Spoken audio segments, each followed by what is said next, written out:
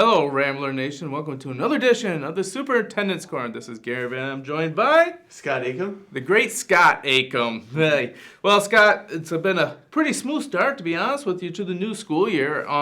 We're already halfway through October, and we're really just getting some things going on here. But you're already starting to think about next year, the potential usage for the sinking fund. What do we got going on for that? Yeah, so with finishing up our projects this year, once those were done, it was a smooth opening. There was a little bit about a 2-week delay on a couple of things, but yeah. We're starting to plan for next year's projects with our sinking fund dollars. And if we look back to what we had presented on with the bond and sinking fund initiative, one of the big things on there was roofing. We need to get some roof replacement taken care of in the schools. We have sections of the roof, if I remember correctly, we've got one section from 1988 and others from the 90s. It's time to... 88's not that old. That's when I graduated. It's not that old. No, not that old at all. But no, we've been having a lot of repairs on them, a lot of patchwork, so it's time to get those replaced. So working on going out to bids for that. We'll talk about it a little bit more at the board meeting. Also looking at some flooring, to start upgrading some flooring in the buildings. Believe it or not, some of the carpet in the elementary school was from 1998. Wow. So 10 years after you graduated. That's it. But so it's time for that to be upgraded, updated, and we're also looking at doing some door replacements and potentially our 800 megahertz radio boosters for law enforcement in the buildings. All more likely summer projects, maybe a couple over Christmas break. But yeah, the planning starts now and bidding starts now, and then it's full steam ahead when the summer hits. So. Now, I noticed on that list you didn't have my ideas about the radio station or adding a second level to the press box for an aerial view for our broadcasts. Is that still got it? Oh, it's on the list, Gary. It's on the list. We just had to prioritize some things, and unfortunately that got bumped down. So. Oh, all right. I can understand that. Well, as I was saying, we're in mid-October. We are actually going through the longest stretch of school without any breaks. But we are coming to where things do get a little unusual with our schedule. So I was wondering if you'd be able to share with us what is coming up so that we are prepared. Yeah, it is a long stretch. I didn't know it was the longest, but I'm sure someone figured that out. But it is a long stretch. We do have a couple half days coming up. October 24th is a half day for parent conferences. Parent conferences are from 1 to 5 and then 6 to 8.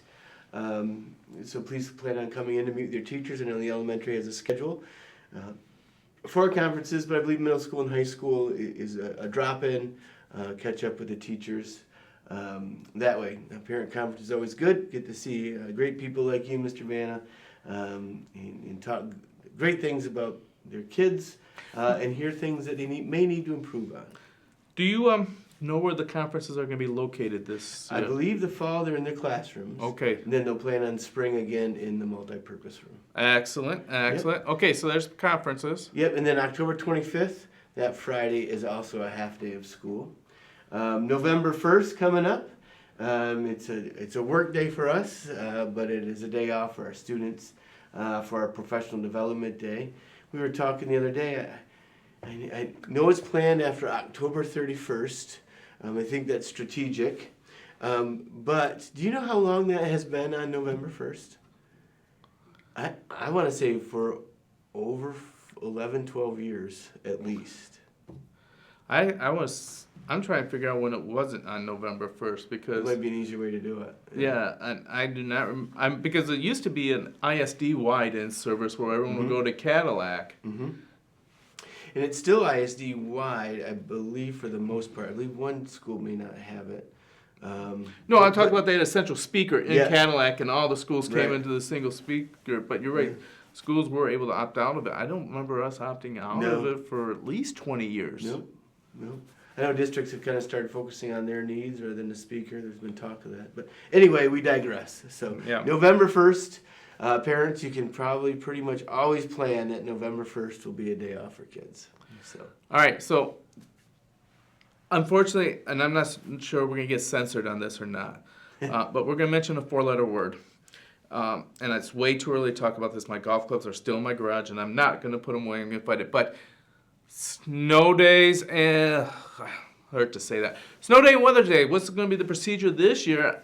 Because we are almost to the point where we have to start talking about that. Yeah, and I wanted to put this on there just to kind of give parents a little bit of a heads up, and grandparents. Some grandparents watch kids on snow days.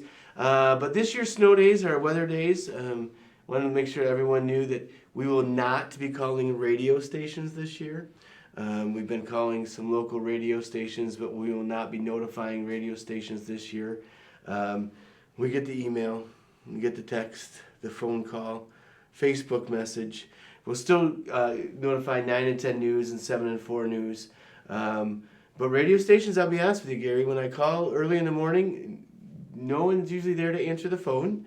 I leave a voicemail, and I'm not even sure if it ever has even played on there. No. But so parents, make sure you have your contact information updated in PowerSchool with the offices, so that way you know that you're getting the text and the phone call and the email. But snow days, weather days, we'll be notifying the same way. The only thing that we won't be doing is calling radio stations this year.